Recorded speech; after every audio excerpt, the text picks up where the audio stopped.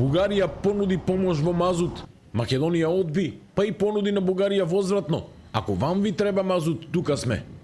Ден по прогласената кризна состојба поради недостиг на мазут во земјава, двете соседни држави утрово комуницираа меѓу себе.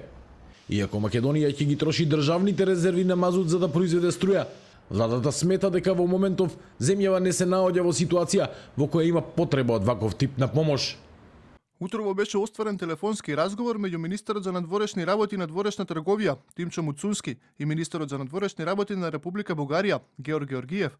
Министерот Муцунски изрази благодарност за понудената помош, при што нагласи дека во моментов нема потреба од дополнителна поддршка, бидејќи состојбата е стабилна. Воедно, министерот Муцунски истакна дека доколку Република Бугарија има потреба од ваква или слична помош, Република Северна Македонија целосно стои на располагање. Ова доаѓа откако постапувајќи по упатствата на бугарскиот премиер Росен Желјасков, министерот за енергетика Жечо Станков ги проверил залихите на мазут и утврдил дека има доволно количини за потребите на Бугарија, пошто телефонски и била понудена помош на земјава.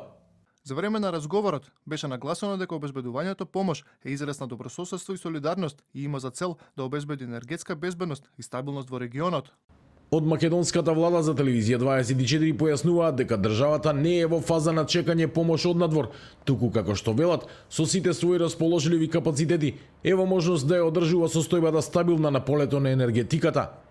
Кризата е прогласена поради неможноста мазутот од Грција да стигне во земјава, откако границите беа блокирани од штрајк.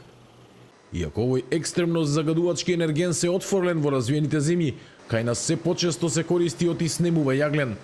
Дел од експертите се сомневаат во оправданоста да се посегнува по државните резерви, кога грчките земјоделци за новогодишните празници ја кренаа блокадата. Други пак се загрижени за екстремно лошата финансиска состојба за државните електрани.